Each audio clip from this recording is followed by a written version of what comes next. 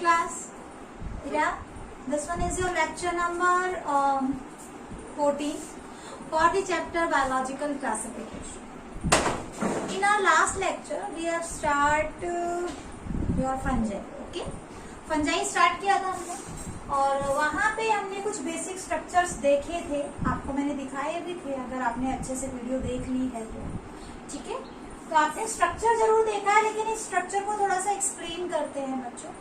ठीक है, आज के टॉपिक में हम general characters of fungi complete करेंगे. इसके बाद आपका एक छोटा सा टॉपिक है classification of fungi, and that is very very very important with respect to your competitive exams. आई बात समझ में? ठीक है ना. तो अभी आज का टॉपिक और कल के टॉपिक में बच्चों बहुत ही ध्यान से पढ़ना, क्योंकि ये बहुत ज्यादा इम्पोर्टेंट है. एक क्वेश्चन इस टॉपिक से आएगा ही आएगा, चाहे वो आपका कंपटीशन लेवल का एग्जाम हो, चाहे वो आपके होम एग्जाम्स हो. ठीक है, तो this one is very important. General features की हम बात कर रहे थे, जहां पे हमने हैबिटेट डिस्कस कर लिया था. ठीक है, इसके अलावा हमने हैबिटेट के अलावा बच्चों और भी बहुत सारी चीजें यहाँ पे डिस्कस की थी, जैसे कि न्यूट्रिशन. ठीक है, और यहाँ पे हमने parasitic mode of nutrition, symbiotic mode of nutrition और बहुत सारी चीजें यहाँ पे हमने स्टडी की थी.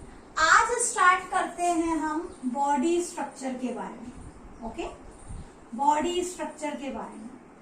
तो देखो, जो फंजाई है बेसिकली आपका जो फंगस जो होती है बेसिकली थैलस की फॉर्म में होती है. थैलस का वो जिसका कोई भी पार्ट डिफाइंड नहीं है, ना रूट है, ना स्टेम है, ना लीफ है.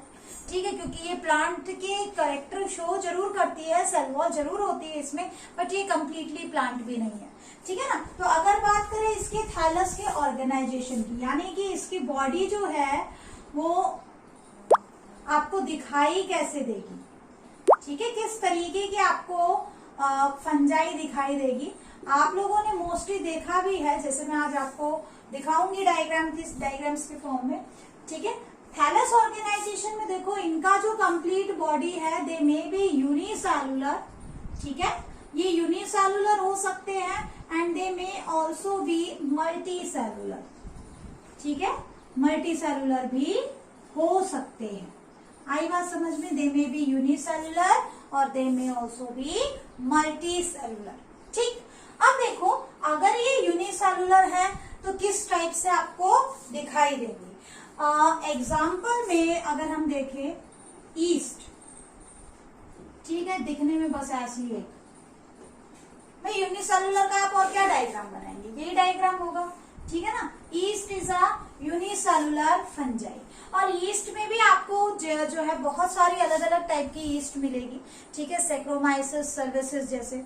ठीक है, आई बात समझ में? तो बहुत सारे टाइप की आपको ईस्ट मिलेगी जो अलग अलग रोल जो है प्ले करती है. आप आगे जब ह्यूमन हेल्थ एंड वेलफेयर वाला जो चैप्टर है 12th क्लास में जब स्टडी करेंगे तो वहां आपको ये सारी चीजें देखने के लिए मिलेंगी. ठीक है, तो ध्यान रखना, यूनिसेलुलर फंजाई के एग्जाम्पल में एक सिनकाइट्रियम भी आता है. ठीक है, सिनकाइट्रियम. ये दो ही एग्जाम्पल है जो बेसिकली आपके यूनिसेलुलर में आते हैं, but most of the fungi are multi cellular. ठीक है, mostly they are multi cellular. ठीक है, आई बात समझ में? यानी कि they are made up of more than one cell. ठीक है, अब इनकी जो मल्टी सेलुलर बॉडी है बच्चों, वो कैसे दिखती है? Thin and filamentous form. ठीक है, थिन एंड फिलामेंशियस फॉर्म इनकी मिलेगी आपको. और किस तरीके से थ्रेड लाइक ऑर्गेनाइजेशन होगा. ठीक है ना, थ्रेड लाइक ऑर्गेनाइजेशन होगा जो बेसिकली आपको सिलेंड्रिकल फॉर्म में दिखाई देगा, जिसे हम हाइफी कहते हैं. जैसे मैं आपको अगर ड्रॉ थिन फिलामेंशियस फॉर्म, ठीक है, जिसको हम क्या कहेंगे? हाइफी कहते हैं. एक सिंगल को आप हाइफी कहोगे और नेटवर्क ऑफ हाइफी. ठीक है, इसे क्या कहा जाता है? नेटवर्क ऑफ हाइफी को बच्चों माइसीलियम कहा जाता है. तो जनरली ये हाइफी की फॉर्म में नहीं होंगे, ये किसकी फॉर्म में होते हैं? माइसीलियम की फॉर्म में होते हैं. अब एक बार थोड़ा सा डायग्रामेटिक व्यू लेते हैं। देखो हमने कहा कि ये मल्टी सेलुलर और ऐसे फिलामेंट्स के फॉर्म में है, ठीक है। ये एक फिलामेंट हो गया जो बहुत सारे सेल्स से बना हुआ है। ये एक फिलामेंट हो गया जो बहुत सारे सेल्स से मिलकर बना हुआ है। फिलामेंट यानी थ्रेड लाइक, हाँ, तो थ्रेड लाइक स्ट्रक्चर हो गया, थिन होते हैं बिल्कुल। आप सबने भी देखी है, देखो कहीं पे भी आप फफूंदी देखोगे तो आप व्हाइट कलर का नेटवर्क सा देखते हो, मैश लाइक स्ट्रक्चर। तो these fine thread like structures are known as hyphae. अगर ये सिंगल एक थ्रेड की मैं बात करूं, ये जो मैंने ड्रॉ किया है दिस वन इज हाइफी। क्या है ये? हाइफी। लेकिन अगर मैं इसमें बहुत सारे ऐसे हाइफी ड्रॉ कर दूं, ऐसे करके, ऐसे करके,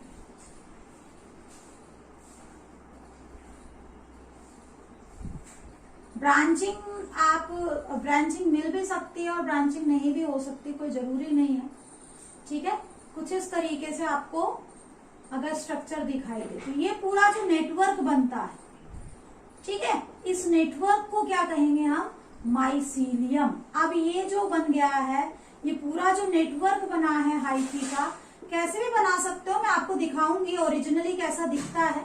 ये क्या हो गया बच्चों? माइसीलियम हो गया। Network of hyphae is known as mycelium, ठीक है। कहने का मतलब ये सिंगल थ्रेड हाइफी, और जब ये ऐसे ऐसे ऐसे ऐसे करके किसी भी एंगल से ऐसे पूरा नेटवर्क सा बना ले, ये तो मैंने वैसे आपको बड़ा करके दिखाया ऐसे करके, ठीक है ना। तो ये पूरा जाल क्या कहलाएगा? ये पूरा नेटवर्क क्या कहलाएगा? माइसीलियम। आगे बात समझ में, ठीक है ना। तो बेसिकली जो फंजाई है वो आपका उसका जो बॉडी स्ट्रक्चर है आपको किसके फॉर्म में दिखाई देगा बच्चों? हाइफी की फॉर्म में दिखाई देगा। आई बात समझ में, ठीक है। अब ये जो माइसीलियम है या हाइफी, ठीक है, इसमें भी क्या है, आपको दो चीजें और दिखाई देंगी। किस टाइप से? देखो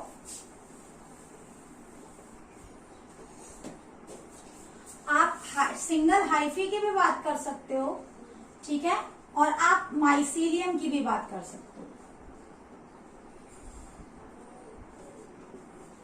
ठीक है। आप हाइफी की भी बात कर सकते हो और माइसीलियम की भी बात कर सकते हो। तो देखो बेसिकली यहाँ पे आपको जो माइसीलियम है वो सेप्टेट भी मिल सकता है और ए सेप्टेट भी मिल सकता है। अब ये क्या नया वर्ड आ गया? देखो ए सेप्टेट, ए सेप्टेट, सेप्टा का मतलब होता है क्रॉस वॉल फॉर्मेशन, ठीक है। तो जहां पे आपकी, जैसे मान लो मैं एक हाइफी ड्रॉ कर रही हूँ, ठीक है, और इसमें आपका कोई सेप्टा नहीं है सेल्स के बीच में, ठीक है। डायरेक्टली क्या है? मल्टी न्यूक्लिएट कंडीशन है, ठीक। जैसे मान लो यहाँ से एक सेल है और यहाँ तक एक सेल है, तो सेप्टा नहीं बना हुआ है। जनरली हम ये भी नहीं दिखाते, जस्ट एक हाइफी में आपको मल्टी न्यूक्लिएट कंडीशन मिलेगी, ठीक है। ये जो यानी कि no septa present, no cross wall present, ठीक है, कोई क्रॉस वॉल नहीं होगी। आई बात समझ में? और क्रॉस वॉल नहीं होगी तो ऑब्वियसली क्या होगा? मल्टी न्यूक्लिएट कंडीशन होगी, मल्टी न्यूक्लिएट कंडीशन। और ध्यान रखना बायो में मल्टी न्यूक्लिएट कंडीशन को सिनोसिटिक कंडीशन भी बोलते हैं। अब देखो, हालांकि मल्टी न्यूक्लिएट कंडीशन किस वजह से बनी है उसके बेस पे हम कंडीशन, मल्टी न्यूक्लिएट कंडीशन को डिफाइन करते हैं। एक तो होता है सिंसीशियम, ठीक है, सिंसीशियम,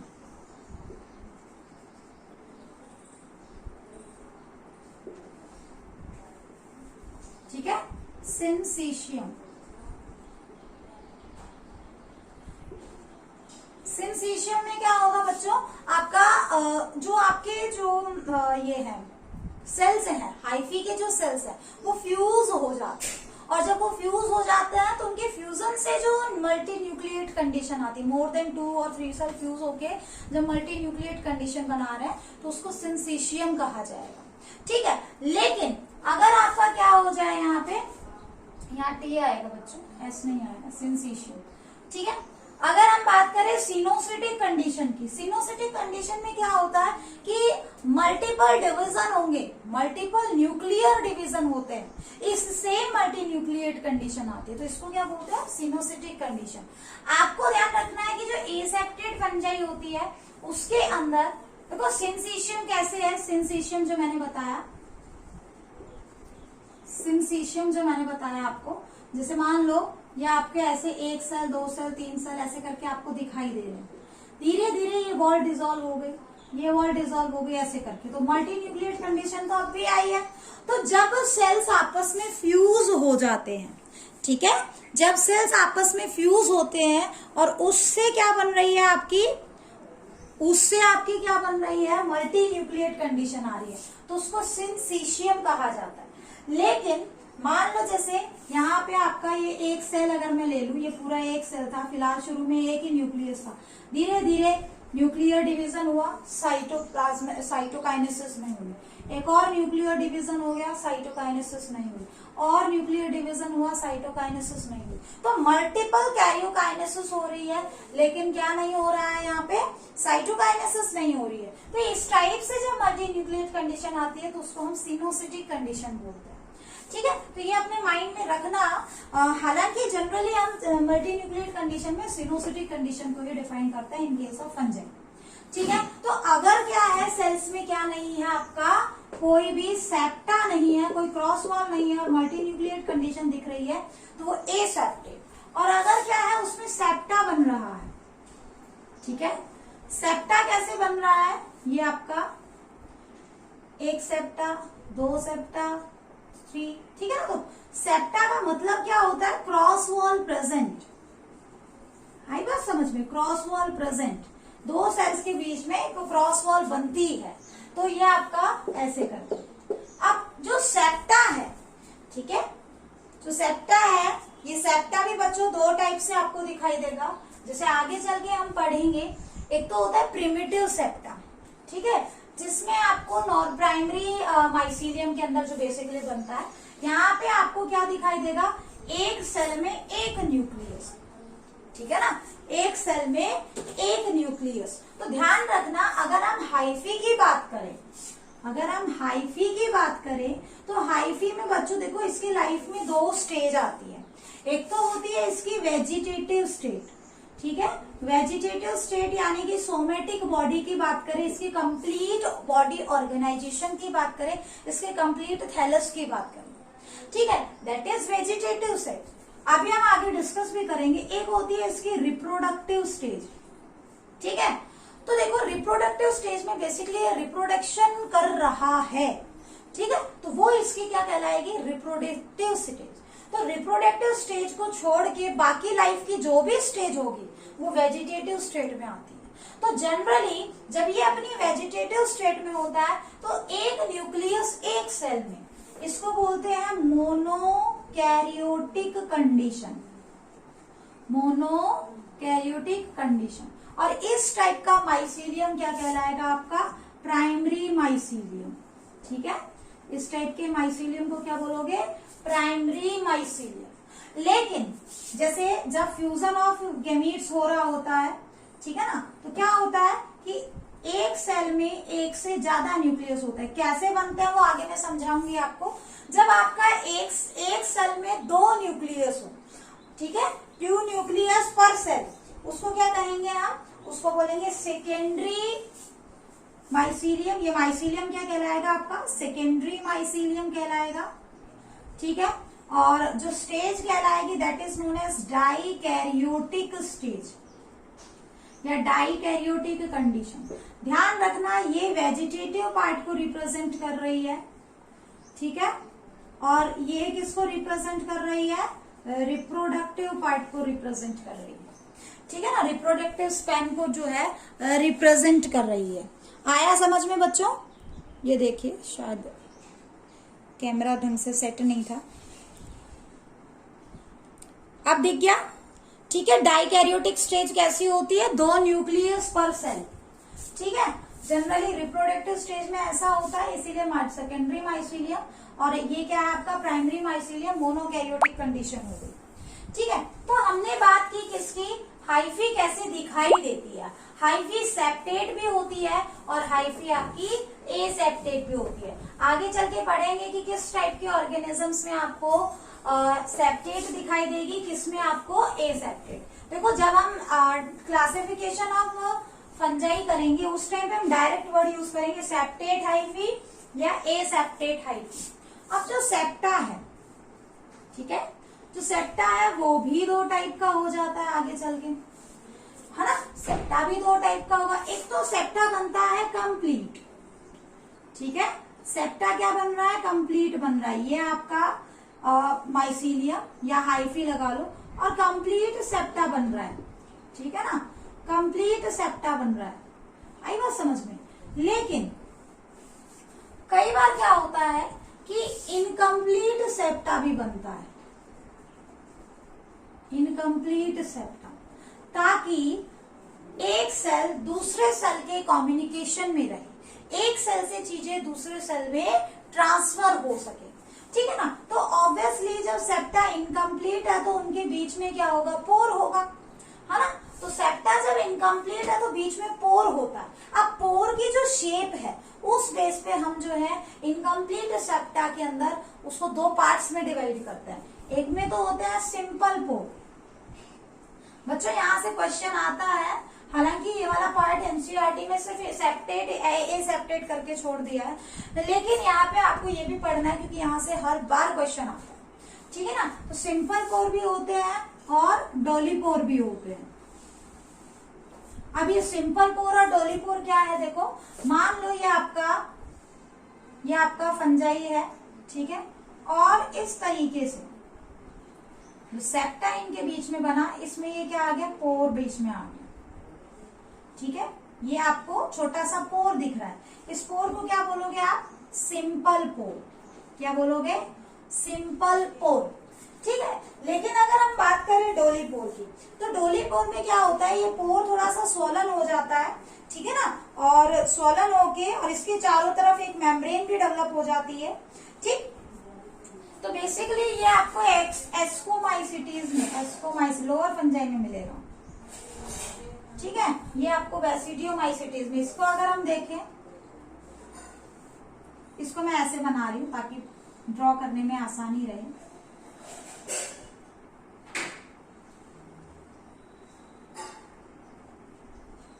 कुछ इस तरीके से,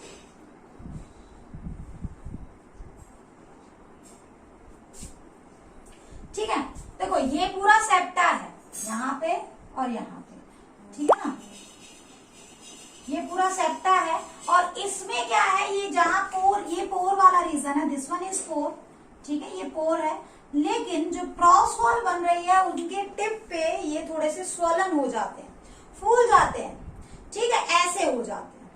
आई बात समझ में। जो इसका टर्मिनल रीजन है वो थोड़ा सा स्वलन हो जाता है।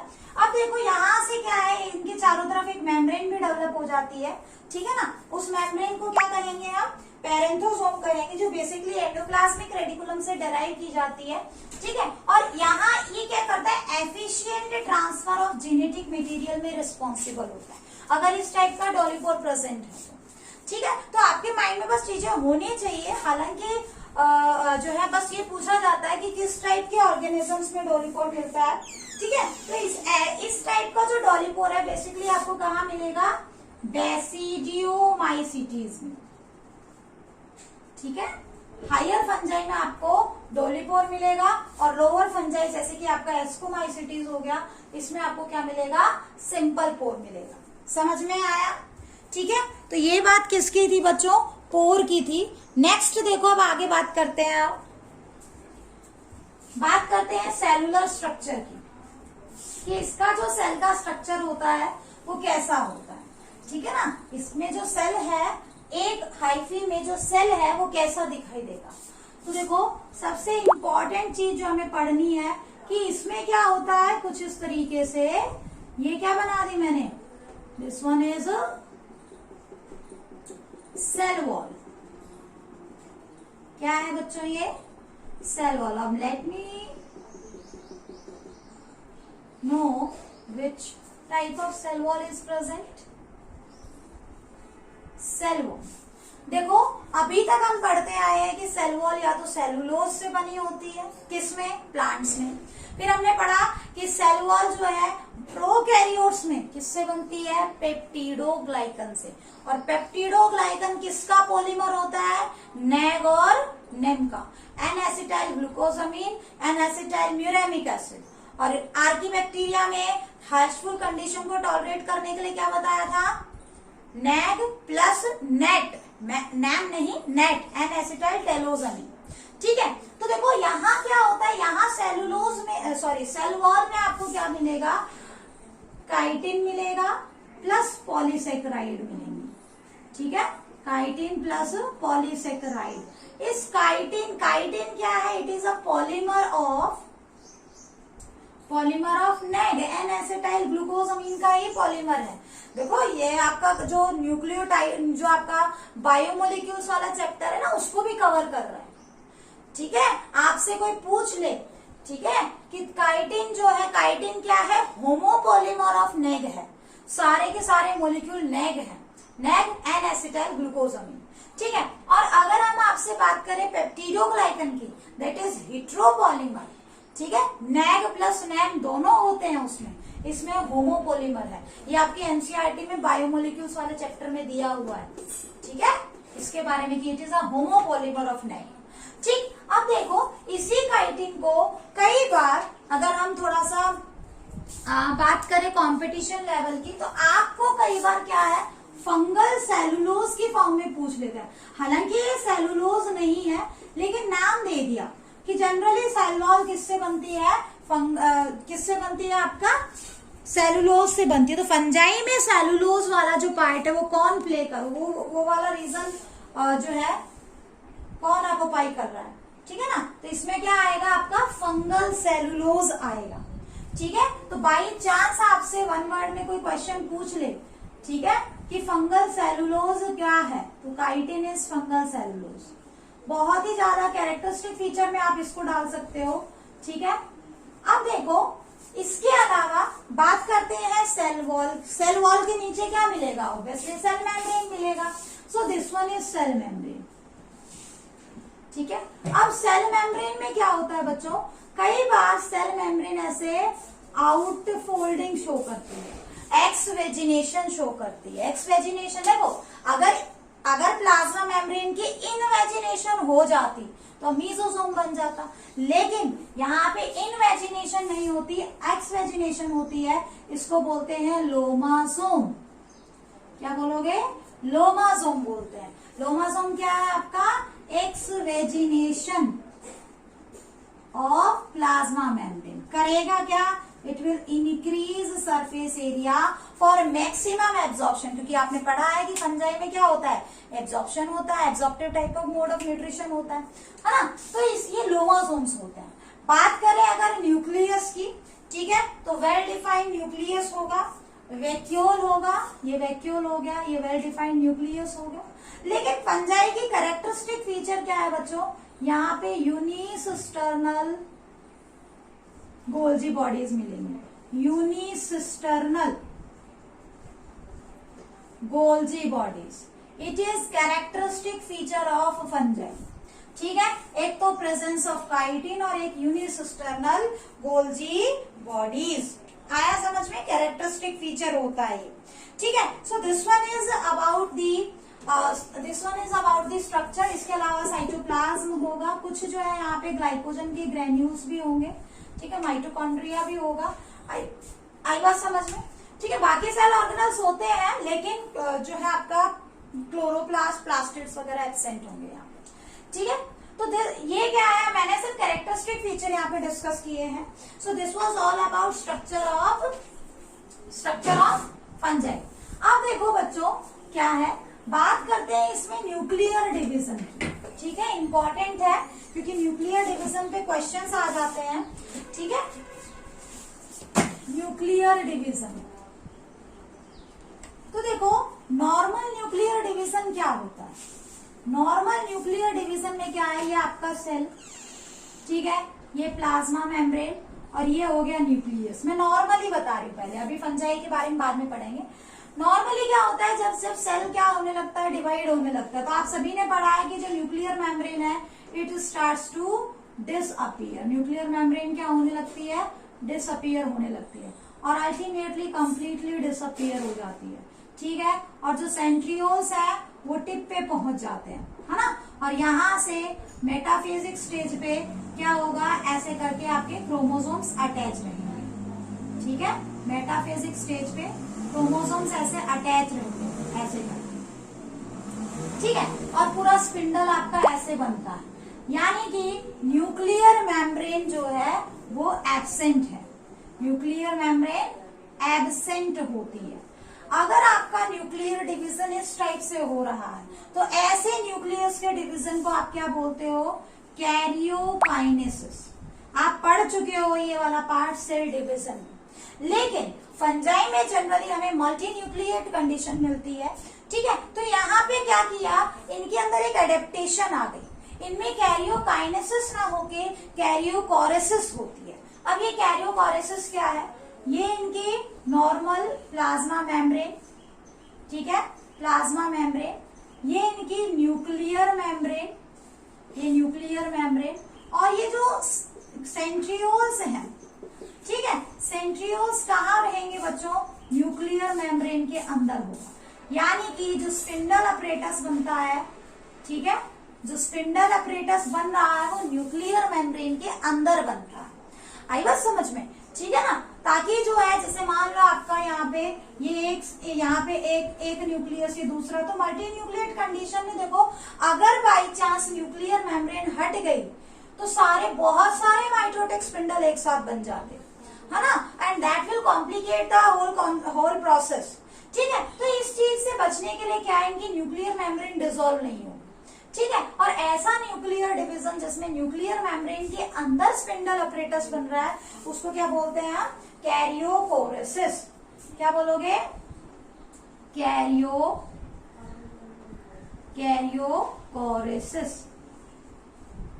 ठीक है, आया समझ में, कैरियोकोरेसिस किसे कहते हैं। तो ध्यान रखना, फंजाई के अंदर बेसिकली आपको क्या मिलेगा, कैरियोकोरेसिस मिलता है। ठीक है, तो ये तो बात है न्यूक्लियर डिवीजन की। अब बात करते हैं नेक्स्ट कि फंजाई के अंदर लाइफ साइकिल किस तरीके की मिलती है। Very very very important part of this concept.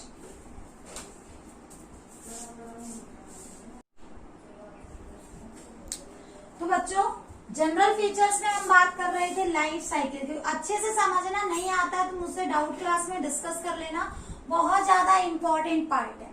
ठीक है, क्या है इसके अंदर देखो, अगर हम बात करें लाइफ साइकिल की तो सबसे पहले इसके अंदर देखो हम पढ़ेंगे वेजिटेटिव स्टेज।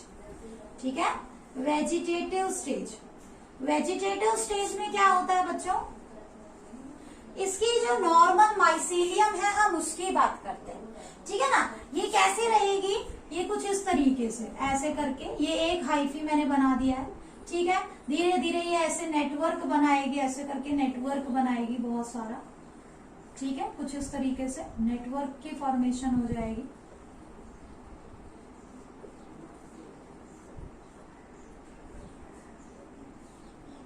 ऐसे करके, ठीक है, ये क्या बन गया, दिस वन इज माइसीलियम, अभी हमने पढ़ा है। ठीक है, ये क्या बन गया, माइसीलियम बन गया। आई बात समझ में। अब देखो, ये इसकी वेजिटेटिव स्टेज है। ध्यान रखना, यहाँ पे जो न्यूक्लियर, ध्यान रखना, जो वेजिटेटिव स्टेज होती है वो हमेशा हैप्लॉइड मिलेगी आपको। ठीक है ना, कैसे मिलेगी, हैप्लॉइड मिलेगी। अब इसके अंदर क्या आएगी, रिप्रोडक्टिव स्टेज। रिप्रोडक्टिव स्टेज का मतलब अब इसमें क्या बनने शुरू होंगे बच्चों, स्पोर बनने शुरू होंगे। ठीक है, इसमें स्पोर बनने शुरू होंगे। स्पोर्स दो टाइप के बन सकते हैं, आगे हम रिप्रोडक्शन में पढ़ेंगे। माइटोस्पोर्स भी बन सकते हैं और मियोस्पोर्स भी बन सकते हैं। अब ये माइटोस्पोर क्या है, मियोस्पोर क्या है, अभी हम आगे डिस्कस करते हैं। और जब स्पोर्स, देखो स्पोर किसके अंदर बनेंगे बच्चों, फ्रूटिंग बॉडीज के अंदर। फ्रूटिंग बॉडीज क्या होती है, जैसे मान लो ये माइसीलियम में कुछ ऐसे आपका इस तरीके से ग्रोथ हो गई। ठीक है, इस तरीके से ये पूरी फ्रूटिंग बॉडी बनी। मशरूम देखते हो, उससे कंपेयर मत करना। मशरूम में दिखाऊंगी एक्चुअल में मशरूम का जो माइक्रोस्कोपिक स्ट्रक्चर है वो कैसा दिखता है। ऐसे नहीं होता, ये मशरूम नहीं है। बस इसमें जो ये थ्रेड्स है ना, इसमें वर्टिकली क्या हो जाता है, एक आउटग्रोथ की तरह जो है फॉर्मेशन फॉर्मेशन होती है जिसके टिप पे नॉब लाइक स्ट्रक्चर बन जाता है, जिसको हम जो है स्पोरेंजियम कहते हैं, जिसके अंदर स्पोर्स बनते हैं। आगे हम डिस्कस करेंगे इसके बारे में, ठीक है ना। तो ये क्या बन जाती है, फ्रूटिंग बॉडीज बन जाती है। फ्रूटिंग बॉडीज, फ्रूटिंग बॉडीज क्या है, वो स्ट्रक्चर जिसके अंदर स्पोर्स बन रहे हैं। स्पोर्स बनने के तरीके दो हैं, एसेक्सुअली भी बन सकते हैं और सेक्सुअली भी बनते हैं।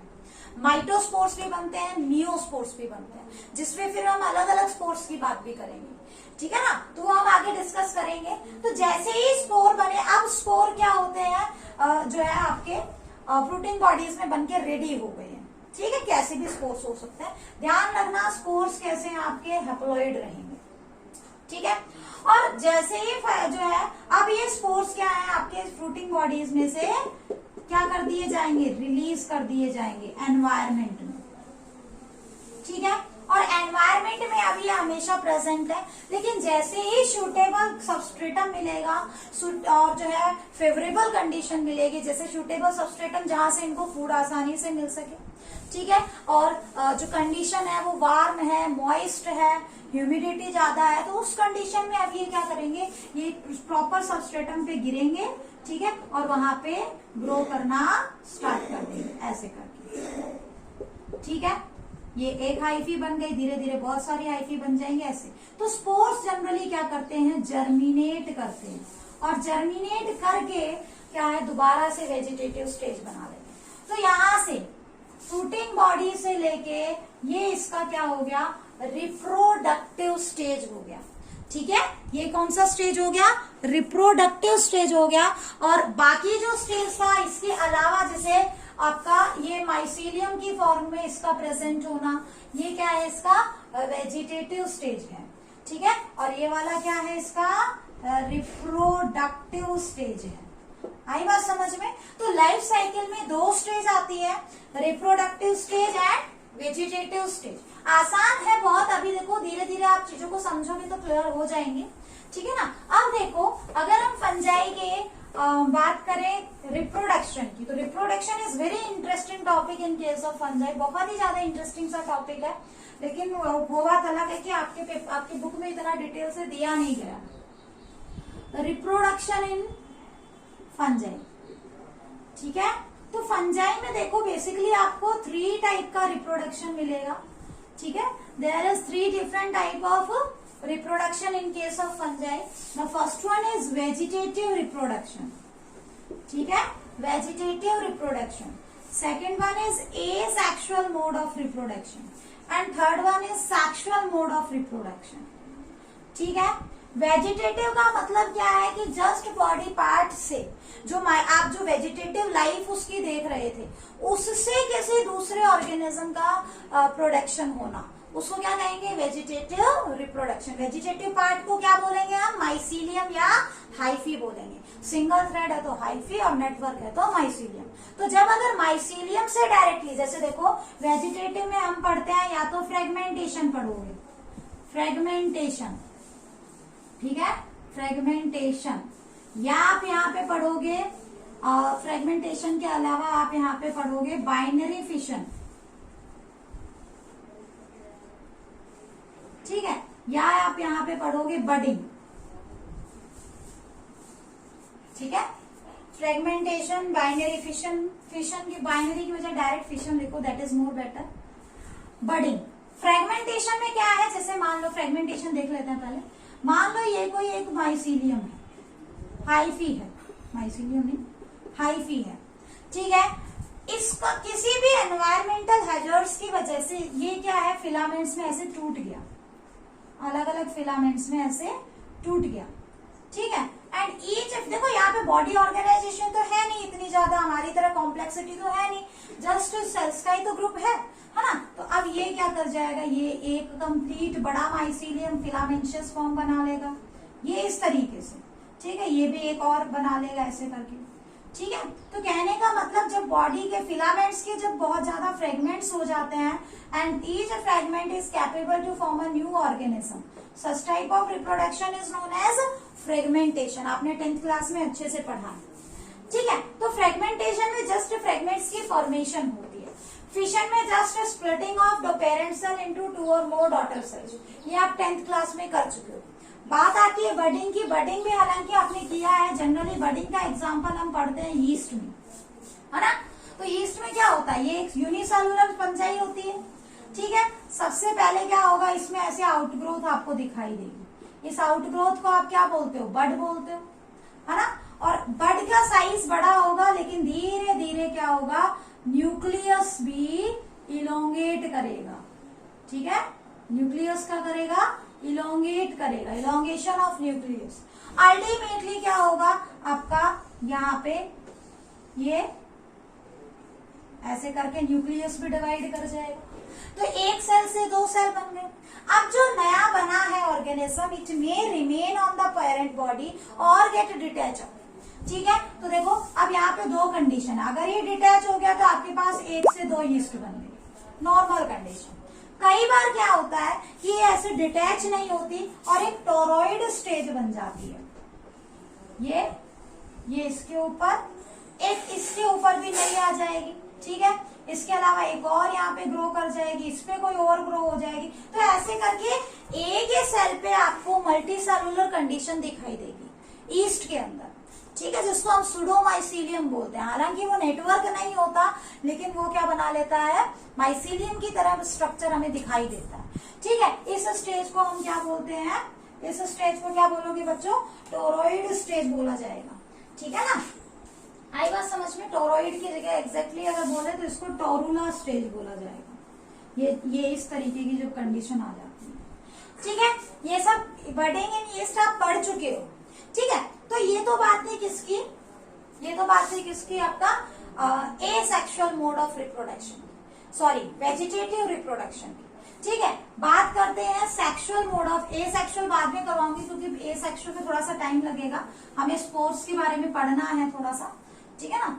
एसेक्सुअल स्पोर्ट्स कितने टाइप के होते हैं, कैसे होता है, थोड़ा सा डिटेल लेंगे, ज्यादा नहीं, ठीक है ना। लेकिन उससे पहले हम पढ़ लेते हैं सेक्सुअल रिप्रोडक्शन, ठीक है। सेक्सुअल रिप्रोडक्शन में क्या होता है बच्चों, आपके पास देखो मियोस्पोर बनता है, ठीक है। यहाँ पे बेसिकली 3 स्टेप फॉलो किए जाते हैं और आपको 3 स्टेप अच्छे से याद करने हैं, एनसीईआरटी में साफ साफ दिया हुआ है। पहला स्टेप होता है प्लाज्मोगेमी, ठीक है। दूसरा स्टेप होता है कैरियोकाइनेसिस, हालांकि कैरियोपोरेसिस आना चाहिए, बट एनसीईआरटी ने दिया है तो आप कैरियोकाइनेसिस ही करोगे, ठीक है। इस कैरियोगेमी लिख लो या कैरियोकाइनेसिस लिख लो। और थर्ड जो है that is zygote formation, karyogamy कर लो इसको। Third one is zygote formation, ठीक है। अब देखो इसको थोड़ा सा डायग्रामेटिक फॉर्म में लेते हैं कि ये प्लाज्मोगेमी क्या है, ये कैरियोगेमी क्या है और ये जाइगोट फॉर्मेशन कैसे हो रहा है। एक मैं लाइफ साइकिल ड्रॉ कर रही हूँ, ठीक है ना, लाइफ साइकिल ड्रॉ कर रही हूँ। मान लो ये एक हाइफी है, ऐसे करके, ठीक है। हाइफी से क्या हुआ, आपके पास क्या है, पॉजिटिव स्ट्रेन की भी हाइफी है और नहीं, क्योंकि मेल फीमेल यहाँ पे होता नहीं है, पॉजिटिव नेगेटिव कुछ स्पेसिफिक कंपाउंड के रेस्पेक्ट में लेते हैं। तो हमारे पास एक नेगेटिव स्ट्रेन की फंजाई है, एक पॉजिटिव स्ट्रेन की फंजाई है, ठीक है ना। तो क्या होगा, सबसे पहले इनके अंदर जो इनका जो साइटोप्लाज्म है वो फ्यूज होगा। आई बात समझ में, क्या फ्यूज होगा, इनका साइटोप्लाज्म फ्यूज होगा, ये ऐसे और ये ऐसे, ठीक है।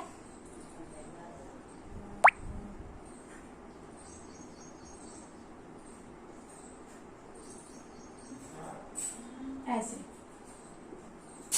इधर से ये वाला सेल, इधर से ये वाला सेल, दोनों क्या हो गए, दोनों फ्यूज हो गए। जब दोनों का क्या फ्यूज हो, प्रोटोप्लाज्म फ्यूज हो, ठीक है ना, तो उसको क्या कहेंगे हम, उसको क्या कहोगे बच्चों, प्लाज्मोगेमी। प्लाज्मोगेमी का मतलब मैरिज। जब दोनों का प्रोटोप्लाज्म क्या हो जाए, फ्यूज हो जाए, ठीक है, तो उस प्रोसेस को क्या कहेंगे, प्लाज्मोगेमी। तो फ्यूजन ऑफ साइटोप्लाज्म या फ्यूजन ऑफ 2 गैमीट्स, ठीक है, उसको क्या कहा जाता है, प्लाज्मोगेमी कहा जाता है। अब क्या होगा, ये प्लाज्मोगेमी होने के बाद अब यहाँ पे आपके पास कैसी स्टेज आ गई बच्चों, डाइकैरियोटिक स्टेज आ गई। एक ही सेल में क्या बन गए आपके 2 न्यूक्लियस। भाई आपको ये पूरा अब एक सेल का काम कर रहा है, सभी दोनों का साइटोप्लाज्म कॉमन है, ठीक है ना। तो अब इन दोनों के अंदर क्या कौन सी स्टेज आ गई, डाइकैरियोन स्टेज, ठीक है। तो प्लाज्मोगैमी क्या होती है, it results into dikaryon stage, dikaryon stage. तो देखो हमने बात की थी, याद करो अभी थोड़ी देर पहले मैंने कहा था कि जो वेजिटेटिव माइसीलियम होता है उसमें आपको प्राइमरी माइसीलियम मिलेगा, हैप्लॉइड कंडीशन, मोनोकैरियोटिक स्टेज दिख रही है। जैसे ही रिप्रोडक्टिव स्टेज आती है तो डाइकैरियोन स्टेज एक मिड में आती है, एक स्टेज आती है जिसमें फ्यूजन ऑफ प्रोटोप्लाज्म या फ्यूजन ऑफ साइटोप्लाज्म हो जाता है, ठीक है। अब कंडीशन क्या है, या तो ये डाइकैरियोन स्टेज में ही क्या करे, प्रोसीड करे, ठीक है, या कई बार डाइकैरियोन स्टेज से क्या हो जाती है, आपका स्पोर फॉर्मेशन हो जाती है, ठीक है ना। स्पोर फॉर्मेशन कैसे होगी, अब ये जो दोनों का न्यूक्लियस है,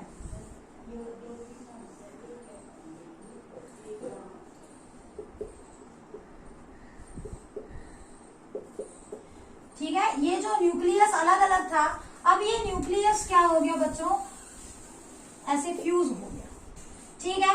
तो देखो ये भी एन था, ये भी एन था, ठीक है। तो फ्यूजन होने के बाद अब फ्यूजन ऑफ गैमीट्स हुआ है, तो फ्यूजन ऑफ गैमीट्स से स्ट्रक्चर क्या बना, 2n।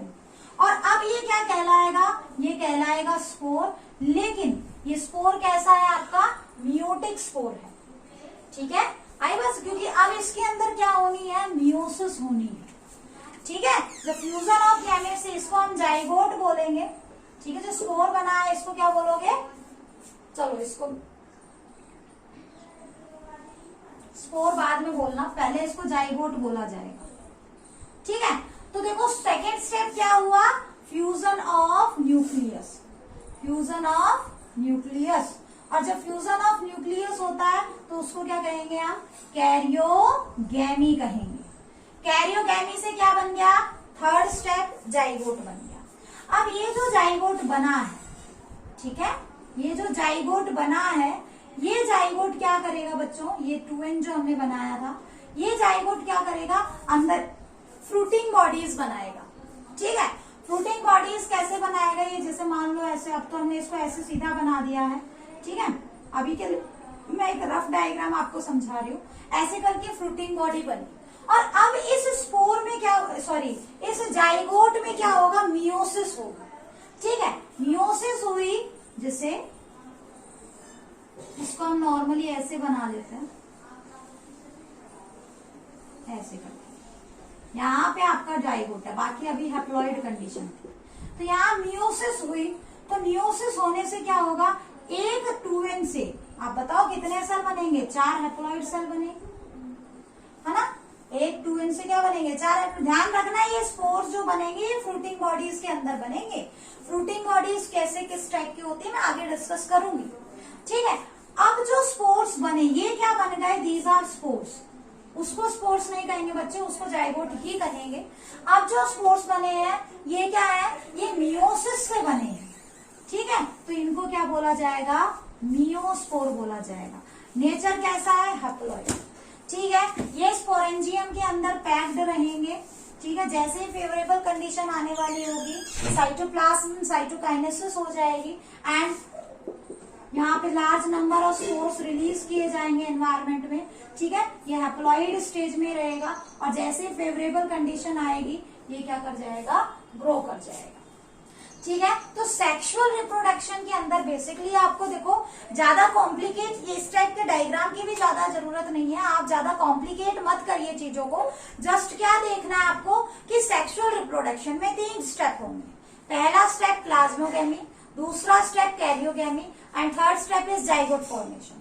बीच में जब कैरियोगैमी होने से पहले जब प्लाज्मोगैमी हुई तो बीच में एक स्टेज आती है डाइकैरियोन स्टेज, ठीक है। जब डाइकैरियोन स्टेज है तो वो वहां से फिर 2 आपके पास कंडीशन आ जाती है, या तो पूरा माइसीलियम धीरे धीरे डाइकैरियोन बन जाए, ठीक है, या फिर जो माइसीलियम है वो आपका जो है हैप्लॉइड ही रहे और इसमें इमीडिएटली क्या हो जाए, आपका जाइगोट की फॉर्मेशन, कैरियोगैमी, ठीक है। आई बात समझ में, या तो पूरी माइसीलियम ही डाइकैरियोटिक फेज में रहे कुछ टाइम के लिए, या immediately plasmogamy is followed by karyogamy, और अल्टीमेटली आपके पास जाइगोट बन जाएगा। जाइगोट में मियोसिस होगी जिससे हैप्लॉइड स्पोर्स बनेंगे। जो स्पोर्स मियोसिस से बन रहे हैं उसको क्या बोलेंगे हम? मियोस्पोर्स बोलेंगे। ये जो स्पोर्स बने हैं ये मियोस्पोर्स हैं। आगे चल के हम बात करेंगे माइटोस्पोर्स की, ठीक है, तो वो हम बाद में डिस्कस करेंगे माइटोस्पोर्स कैसे बनते हैं। तो आई थिंक अब जो स्पोर्स हैं वो एनवायरमेंट में रिलीज कर दिए जाएंगे, और एनवायरमेंट में वो प्रेजेंट है। जैसे ही सूटेबल सबस्ट्रेटम मिलेगा they will land over the substratum and start to grow, ठीक है। So this one is the life span of the mostly fungi, ठीक है। अब नेक्स्ट क्लास में हम डिस्कस करेंगे आपका कि एसेक्सुअल मोड ऑफ रिप्रोडक्शन में जो स्पोर्स बनते हैं वो कैसे होते हैं, कितने टाइप के होते हैं। हालांकि ज्यादा डिस्कस नहीं करेंगे, थोड़ा सा ही बताऊंगी यहाँ पे क्योंकि बहुत बड़ा लेंदी टॉपिक है, वो इतना लेंदी नहीं करेंगे। कल एसेक्सुअल स्पोर्स स्टार्ट करते ही आपका फिर क्लासिफिकेशन ऑफ फंजाई वाला टॉपिक भी मैं आपको साथ साथ करवा दूंगी, ठीक है ना। अभी हम थोड़ा सा एक बार आपका देख लेते हैं कि किस टाइप के जो है पर्टिकुलर आपको फंजाई का माइसीलियम कैसा होता है, ठीक है। थोड़ा सा डायग्राम्स की फॉर्म में और अच्छे से इसको क्लियर कर लेते हैं, ठीक है बच्चों।